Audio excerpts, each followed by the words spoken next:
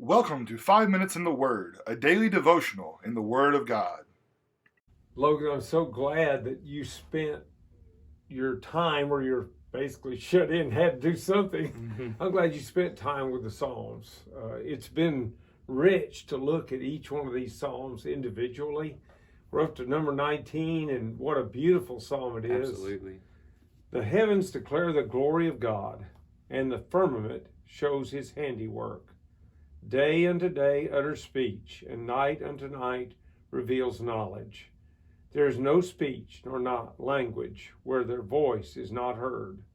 Their line has gone out through all the earth, and their words to the end of the world.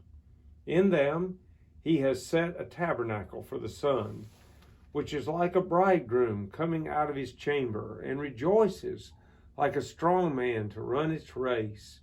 Its rising is from one end of heaven, and its circuit to the other end, and there is nothing hidden from its heat.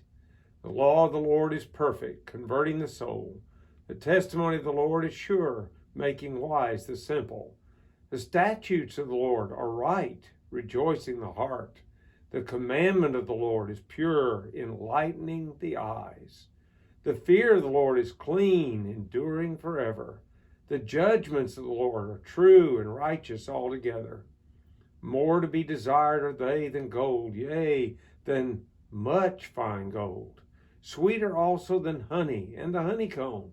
Moreover, by them your servant is warned, and in keeping with them there is great reward. Who can understand his errors? Cleanse me from secret faults. Keep back your servant also from presumptuous sins. Let them not have dominion over me. Then I shall be blameless, and I shall be innocent of great transgression. Let the words of my mouth and the meditation of my heart be acceptable in your sight, O Lord, my strength and my Redeemer. Mr. Gary, this is in my time of studying the Psalms when we were more or less this spring when we were in quarantine. This was out of the first, I guess, good quarter of the book. This was probably my favorite one. And the reason for that is because you really can break this down into thirds. And this first third really hits home because I love being outside. And you get to see God's handiwork literally everywhere if you're outside. And in this, it seems like everything was designed. So when that ideology, if you see something that was designed, that means it has to be, or there has to be a designer. Right. Intelligent design requires an intelligent designer. And in verse 1, the heavens declare the glory of the Lord. The sky above proclaims his handiwork. And when I see that word proclaim, I mean, it seems like it's just jumping out. It's speaking to me. And in the next few verses, really, David would agree with this because he talks about using speech and knowledge in verses 2 through 4. And then Mr. Gary here behind me, or behind us rather, is a picture from a fishing trip that me and Mr. Chris Bates took earlier this year. And in verse 5, which comes out like a bridegroom leaving his chamber, and like a strong man runs its course with joy. Just any sunrise, really. It's magnificently beautiful. Right.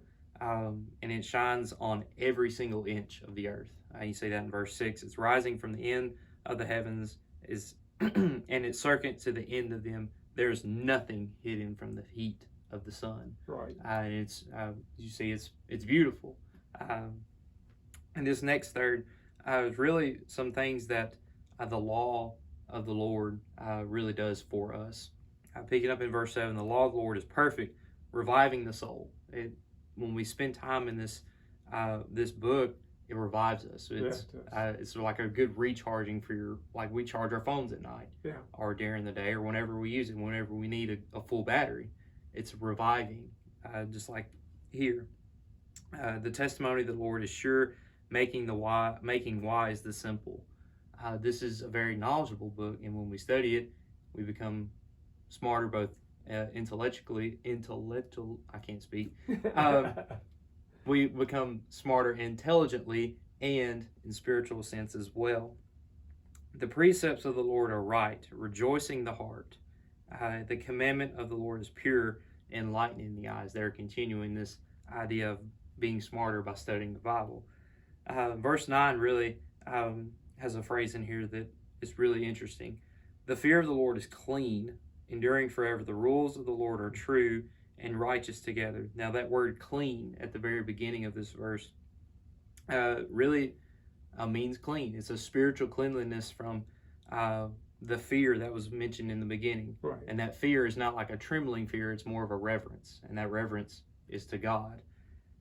Verses 10 and 11 really, when I saw the word reward at the end of verse 11, the only reward I can think of is hearing, "Well done, my good and faithful servant."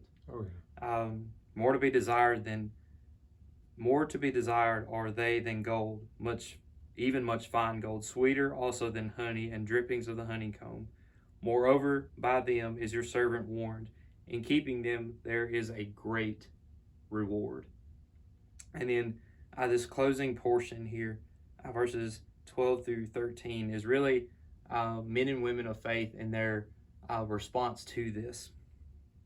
Who can discern his errors? Declare me innocent from hidden faults. Keep back your servant from presumptuous sins. Let them not have dominion over me. Then I shall be blameless and innocent in great transgression. Men and women of faith can respond with prayer to God to keep them from hidden sins, but also willful sins too. And then finally, verse 14, let the words of my mouth and the meditation of my heart be acceptable in your sight, O Lord, my rock and my redeemer. God's opinion is the only one that matters, and God's opinion of us when it comes to judgment will be very important someday.